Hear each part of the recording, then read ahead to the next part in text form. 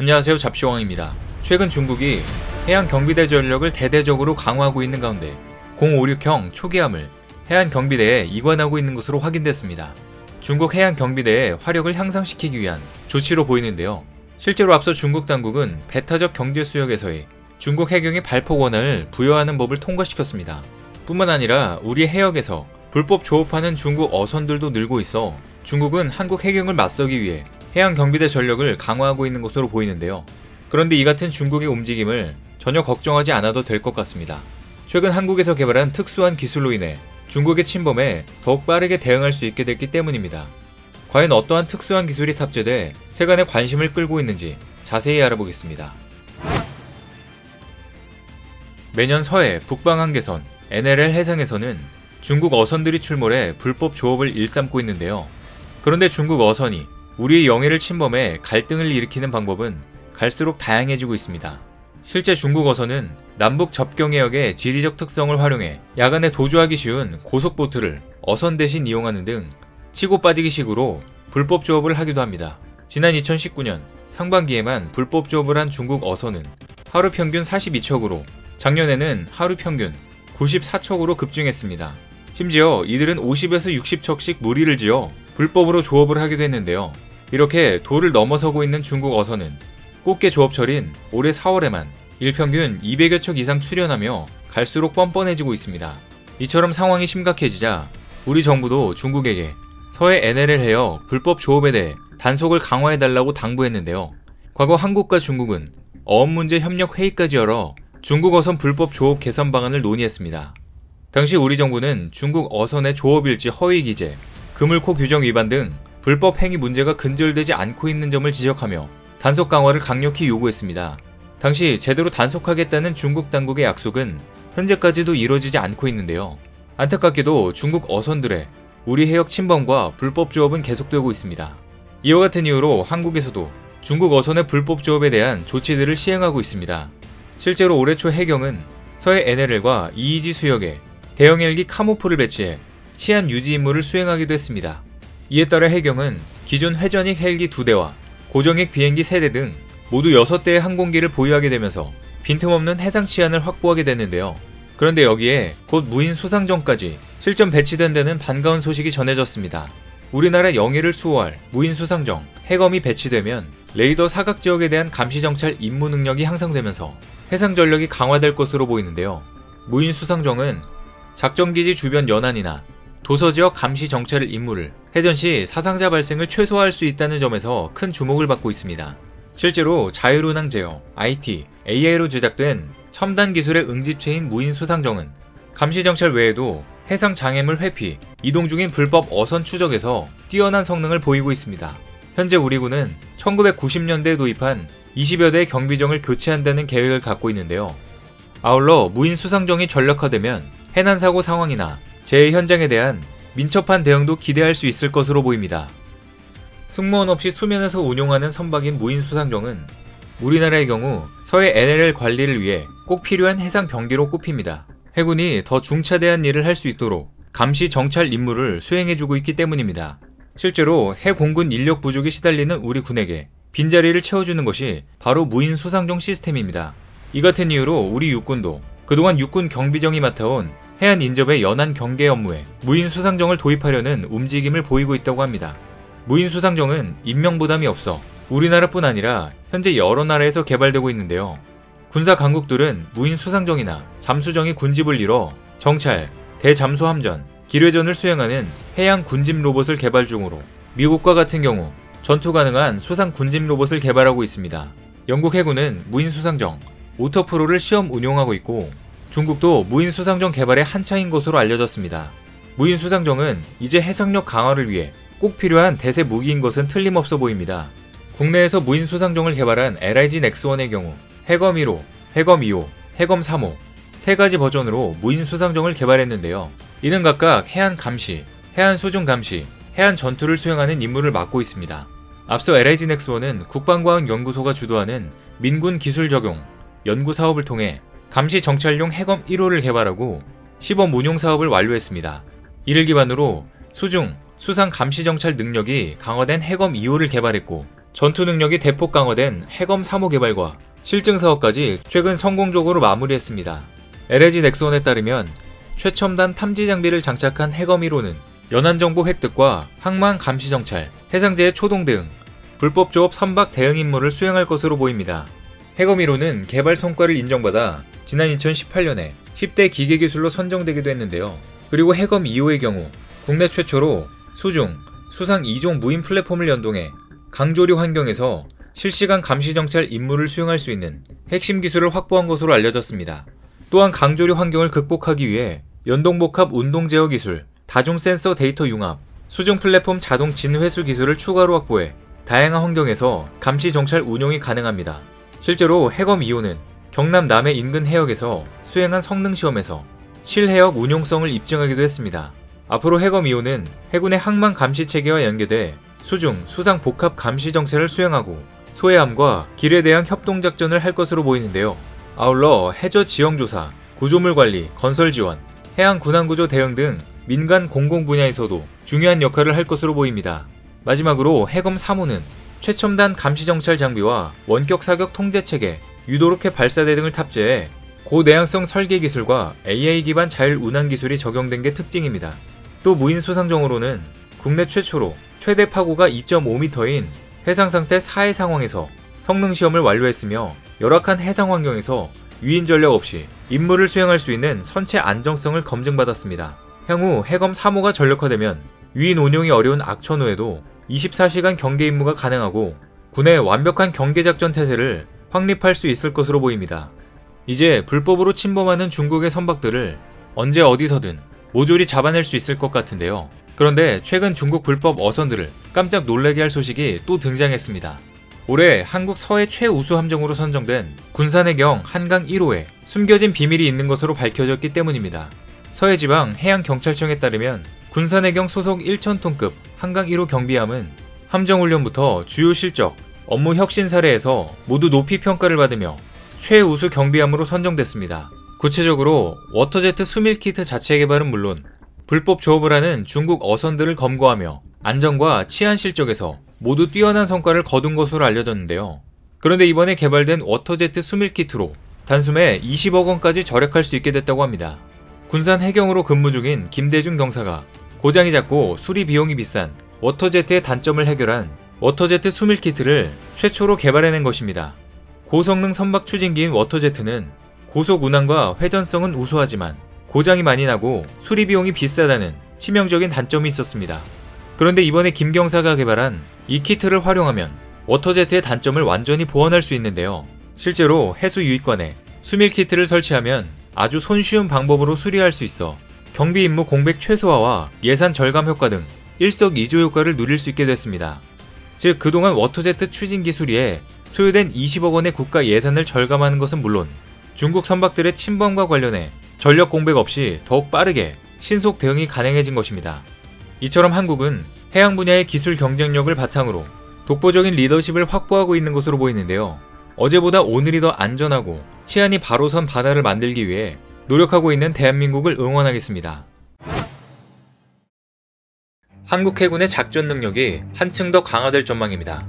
최근 광개토대왕급 구축함 개량 사업이 마무리되면서 세 번째 함정인 을지문덕함이 해군에 인도됐다는 소식이 나온 건데요. 즉 우리나라 최초의 구축함들이 새롭게 태어나면서 대양 해군으로 나아갈 것이라는 소식입니다. 특히나 이번에 개량된 기술들로 중국의 잠수함들은 꼼짝 못할 것이라고 하는데요. 그리고 이전 영상에서 언급했듯이 최근 서해에 중국 불법 어선들이 증가하고 있는 만큼 이에 대한 대응책도 될 수 있을 것으로 보입니다. 한층 더 강력해진 우리 해군이 과연 어떤 방식으로 중국 어선들과 군함을 때려잡을지 자세히 알아보겠습니다. 먼저 광개토대왕급 구축함은 한국형 구축함 사업을 통해 전력화한 대한민국 해군의 첫 국산 구축함입니다. 길이 135m, 경합배수량 3200톤급의 광개토대왕급 구축함은 현대적 전투체계를 갖춘 것이 가장 큰 특징입니다. 현재는 이전보다 향상된 대잠전 능력, 함대공 유도탄 및 근접방어 무기체계 등 자함 방공 능력을 통해 해역함대의 지휘함 역할을 하고 있는데요. 광개토대왕급은 헬기 탑재 구축함을 의미하는 DDH라는 영문 약어를 통해 드러나듯 해상 작전 헬기 운용에 큰 비중을 뒀습니다. 실제로 광개토대왕급은 해상 작전용 헬리콥터인 슈퍼링스 2기를 탑재할 수 있다고 합니다. 지난 1980년 우리 해군은 울산급 호위함과 포항급 초기함을 건조한 경험을 바탕으로 더 큰 배수량, 더 나은 탐지체계, 헬기탑 지원 경납고를 갖춘 한국형 구축함 KDX-1 사업을 계획하게 됩니다. 초계함, 군수지원함, 상륙함, 기뢰탐색함 등 우리 해군이 필요로 하는 다양한 함정들을 국내 기술로 설계, 건조하는 국산 함정 시대를 연 건데요. 실제로 과거 광개토대왕급 도입 이전 대한민국 해군은 북한의 고석정, 어뢰정, 간첩선을 상대하는 데 주력하는 연안 해군이었습니다. 즉 광개토대왕급 도입으로 비로소 현대적 전투 능력을 갖춘 대항 해군으로 나아가는 계기를 마련한 겁니다. 과거 우리 해군은 미 해군으로부터 인수받아 헬기 탑재 구축함을 운용했는데요. 그런데 이미 40년 이상이 된 상태라 자연스레 차세대 함정을 개발할 필요성이 커졌습니다. 이에 당시 해군은 미국에서 도입한 구축함을 대체할 계획을 세웠고 1980년대 초부터 구축함 건조를 위한 기초 연구를 시작해 제2차 전력증강 사업에 반영했습니다. 그 결과 1985년 KDX로 명명된 한국형 구축함 국내 건조 사업의 추진이 결정됩니다. 해당 사업은 순조롭게 진행돼 곧바로 대우조선해양이 시제 업체로 선정됐고 이 사업을 관리할 한국형 구축함 사업단까지 발족됐습니다. 당시 플랫폼은 국내에서 설계하고 전투체계는 해외에서 도입하기로 했는데요. 우리 군은 지휘통제, 해상 조기경보, 적 항공기 공격에 대한 방어력을 증가시켜 생존성이 우수한 함정을 건조하기로 계획을 세웠습니다.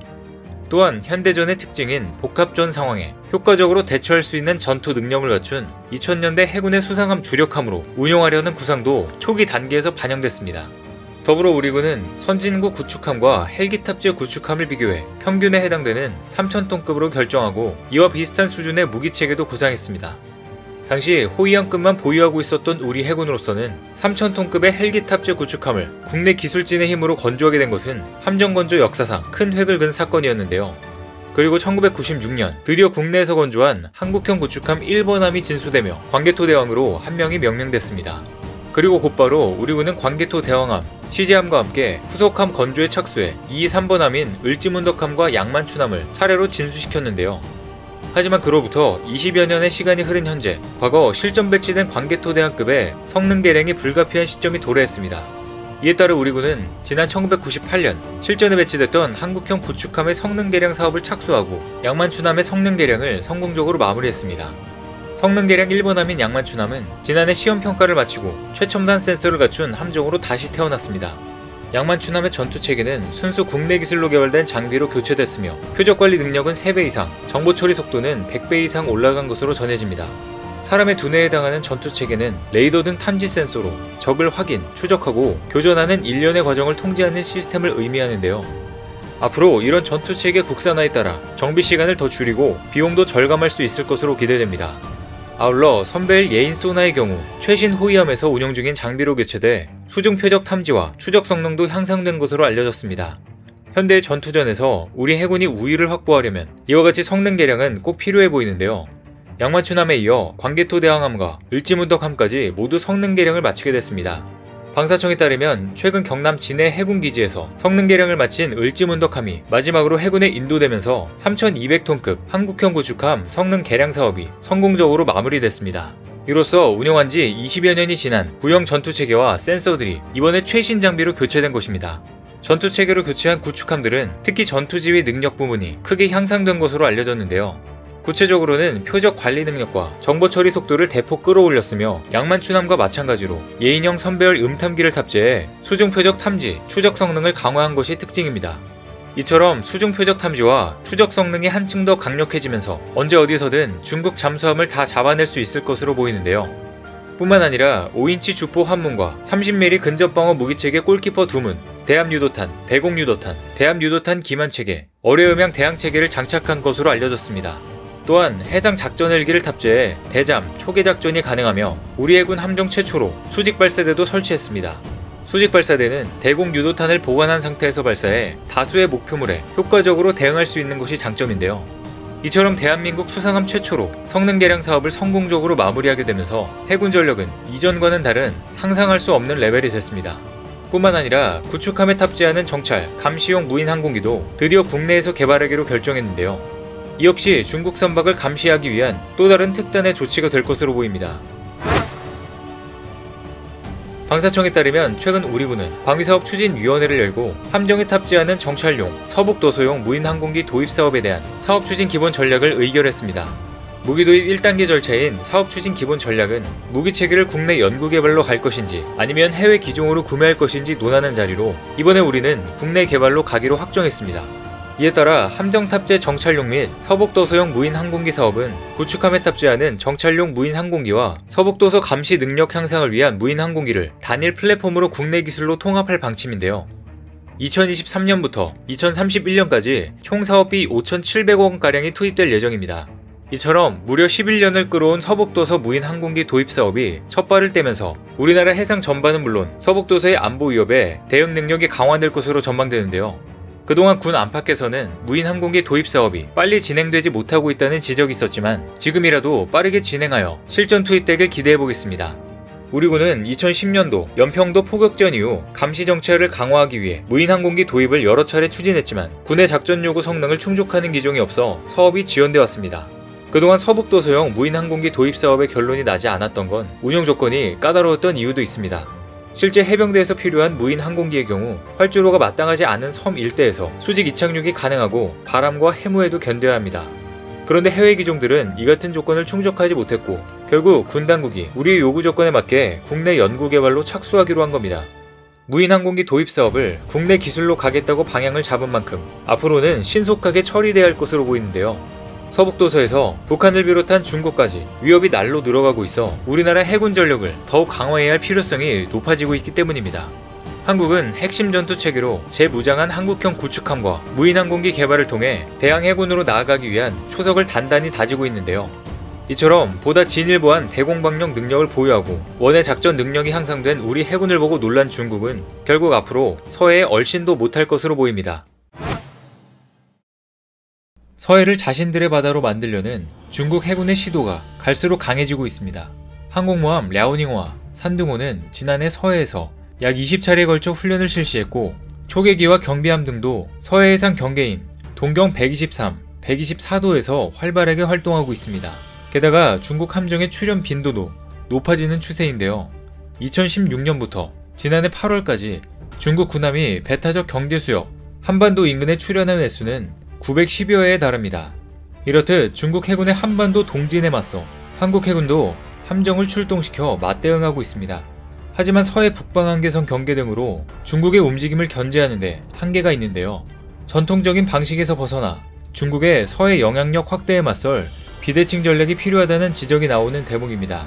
이와 관련해 중국의 불법 어선 및 함정들과 항공모함까지 바로 박살낼 수 있는 비장의 무기 한국형 항모킬러가 등장한다는 소식이 나오며 중국인들을 경악하게 만들고 있는데요. 관련해서 자세히 알아보겠습니다. 최근 해군작전사령부는 대한민국 동서 남해안 바다에서 30여 년간 해군 장병과 함께 해양수호 임무를 수행한 해군 함정 8척이 전역한다고 밝혔습니다. 이번에 전역한 함정은 해군 1000톤급 초기함 3척과 130톤급 참수리 고석정 5척이었는데요. 이 함정들은 특히 중국과 북한이 불법 침범하는 서해에서 큰 활약을 보였던 함정들입니다. 그중 구형 참수리 고석정은 해군 전투함정 가운데 가장 작은 함정들로 바다의 돌격대라고 잘 알려져 있습니다. 해군의 고석정은 작지만 빠른 전투함정으로 연안방어 전력의 핵심으로 전해지고 있는데요. 고석정은 NLL 최전방과 격오지 도서 등에서 해역함대 연안경비 임무를 수행하고 어민들의 안전조업을 위한 어로 보호작전과 환자 이송, 해상조난 구조 등 대민 지원에도 앞장서고 있는데요. 1978년부터 작전 배치된 참수리는 40에서 50여 척이 여전히 해군에서 운용되고 있으며 제일 많은 수를 차지하고 있는 전투함입니다. 6.25 전쟁 이후 북한의 간첩선들이 대형화되고 각종 무장과 고성능 엔진을 장착해 화력이 강화되었습니다. 그래서 이를 대응하기 위해 우리 해군은 기민한 기동성을 자랑하는 고석정에 주목하게 되는데요. 1972년 국산 고석정 시대가 열렸고 이후 고석정 전력을 급성장시켰습니다.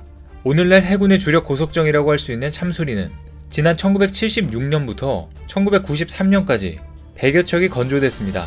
참고로 참수리 고석정은 최초에는 기러기로 불렸으나 해군에서 용맹성을 과시하고 속력이 빠르고 신속한 특성을 고려하여 참수리로 개명하였습니다.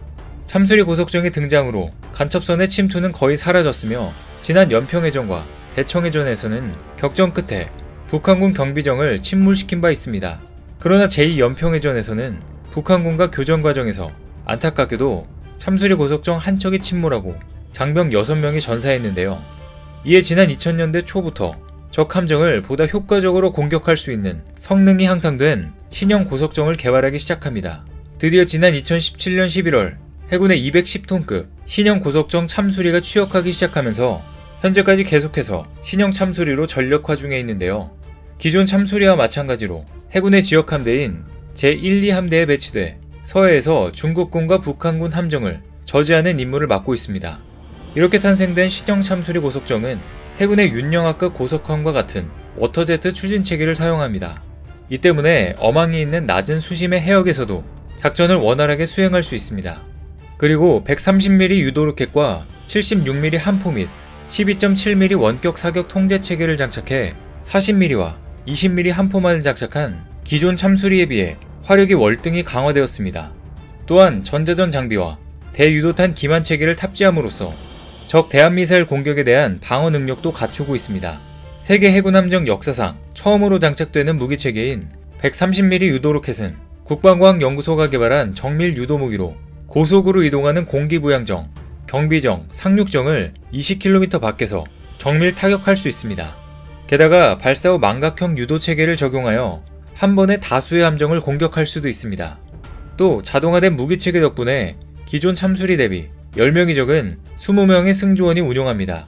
해군 8전단에서 강도 높은 전력화 훈련을 받은 이들은 서해 북방 한계선을 비롯한 최전방 해역에서 중국 어선들의 불법적인 만행들을 강력하게 억제할 예정입니다. 이뿐만 아니라 또 최근 국방과학연구소에서 서해에서 활동하는 중국 해군들을 완벽하게 차단시킬 비대칭 전략을 제시하면서 많은 이들의 관심을 끌고 있는데요.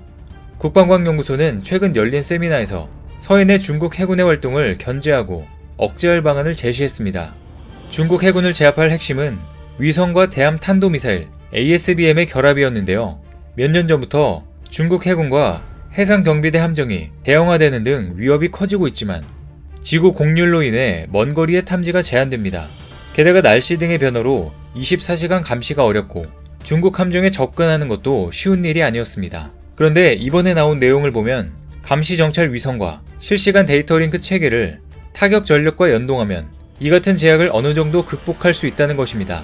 우선 광학 장비 또는 구름 및 표적 탐지가 가능한 합성계구 레이더나 전파 등 신호정보 수집이 가능한 다수의 적외도 감시 정찰 위성을 종류별로 한반도 상공에 배치합니다. 그리고 이와 함께 실시간 정보 전달 기능을 갖춘 적외도 통신 위성을 띄웁니다. 유사시 서해에서 해상 충돌이 발생했을 때 감시 정찰 위성은 서해상을 향해 하는 적성국 대형 함정을 포착하고 추적하는데요. 위성에서 수집한 정보는 통신 위성의 데이터 링크를 통해 지상이나 해상의 함정에 전달됩니다. 위성이 제공한 표적 정보를 토대로 지상 또는 해상에서 ASBM을 발사하고 해당 표적을 정밀 타격하게 되는데요. 이러한 전략은 중국이 미 항모전단의 연안 접근을 막기 위해 DF-21D 등으로 구성한 반접근 거부 전략 A2D2와 유사합니다. 단 수백 킬로미터 수준의 단거리 탄도미사일로도 한반도 주변 해역 대부분이 사정권에 들어가게 되는데요. 그리고 사거리가 짧은 만큼 표적에 도달하는 시간이 단축됩니다. 즉 신속한 공격이 가능한 것인데요. 우리 군 관계자는 미사일이 500km만 날아가도 서해에서 중국이 제대로 움직일 수 없을 것이라고 밝히고 있습니다. 그런데 한국형 ASBM이라고 불리는 대함 탄도미사일에 활용될 발사체는 현재 생산 중인 세계 최고 성능의 단거리 탄도미사일인 현무2 계열의 탄도미사일을 기반으로 새로운 유도 장비를 장착하는 것인데요. 1980년대부터 고체연료 탄도미사일을 개발해온 ADD는 고체 추진 로켓 관련 분야에서 독보적인 기술을 갖추고 있습니다. 특히 현무2 계열 중 현무2B는 사거리가 500km로 오랜 기간 동안 운용해 기술적인 신뢰도가 높고 비행 후반 고도를 다시 올리는 풀업 기동 능력도 있습니다. 해상 표적을 정밀 포착할 탐색기만 갖추면 비행 종말 단계에서 활공하며 표적을 찾아낸 뒤 타격할 수 있다는 것입니다. 그런데 이와 관련해 국방과학연구소가 개발을 주관하는 밀리미터파 K밴드 복합모드 탐색기 기술이 주목되는데요. 공개된 연구 논문에 따르면 국방과학연구소는 2014년부터 ASBM 탐색기 개발을 시작해 2023년에는 실제 사용 가능한 ASBM 탐색기를 완성할 예정입니다. 이 탐색기가 장착된 대함 탄도미사일은 고도 30km 상공에서 복합모드 탐색기, 능동모드로 표적을 찾는데요. 종말 단계에서는 수동, 능동 모드를 함께 가동해 해상 표적을 정확히 포착해 명중하는 것으로 알려져 있습니다. 이와 더불어 이번 세미나에서 나온 초소형 인공위성은 기존에 운용하던 광학, 레이더 위성의 한계를 보완해줄 수 있습니다. 현대 군함은 레이더를 비롯해 다양한 종류의 전자장비를 탑재하기 때문에 그만큼 발산되는 전파도 많습니다. 이를 탐지하면 군함의 위치와 종류 등을 파악할 수 있다는 건데요. 광학 및 레이더 위성과 함께 패키지로 운용하면 탐지 정확도도 높아집니다. 낮은 가격과 높은 성능을 겸비한 다수의 감시 정찰 및 통신 위성을 한반도 주변에 여러 대 배치하여 실시간으로 적의 움직임을 추적하고 대함 탄도미사일을 갖춘다면 중국의 함정은 물론 항공모함까지 모두 제압할 한국형 항모킬러 체계를 효과적으로 구축할 수 있다는 것입니다. 이렇게 되면 서해를 비롯해 한반도 주변 해역에 중국의 함정은 전부 사라질 것으로 보이는데요. 그리고 이러한 전략들을 더욱더 효과적으로 진행하기 위해서는 별도의 컨트롤 타워가 필요할 것으로 보입니다. 작년에 한미 미사일 지침 종료로 단기간 내에 다수의 군사위성을 띄울 수 있게 된 만큼 우주기술을 통한 비대칭 전력 구축과 기존 전력과의 시너지 등을 담당하며 적극 추진할 필요가 있어 보입니다. 그래서 2022년 들어 바로 이러한 소식도 나오게 되는데요. 최근 합동참모본부는 군사우주력 발전을 이끌 전담조직 군사우주과를 신설했다고 밝혔습니다. 합참군사우주과는 6해0 합동성에 기반한 우주전략 수립과 합동우주작전 수행 개념을 정립하고 각 작전사령부와 연계한 합동우주작전 수행체계 구축 등 군사우주 관련 업무를 총괄하게 됩니다. 그리고 오는 2030년에는 우주작전 사령부까지 창설한다는 방침인데요. 군사적으로 우주 선진국들은 우주 영역 우위 확보를 위해 예산을 대폭 늘리고 관련 기술 개발에 사활을 걸고 있습니다. 우리 군도 앞으로 이와 같은 비대칭 전력과 함께 군사 우주 강국으로 가는 대한민국이 되길 기대해 보겠습니다. 오늘 준비한 소식은 여기까지입니다. 댓글을 통한 여러분들의 많은 의견 기다리겠습니다. 많은 분들의 생각이 모였을 때 진정 가치 있는 지식이 완성될 것입니다. 시청해주셔서 감사합니다.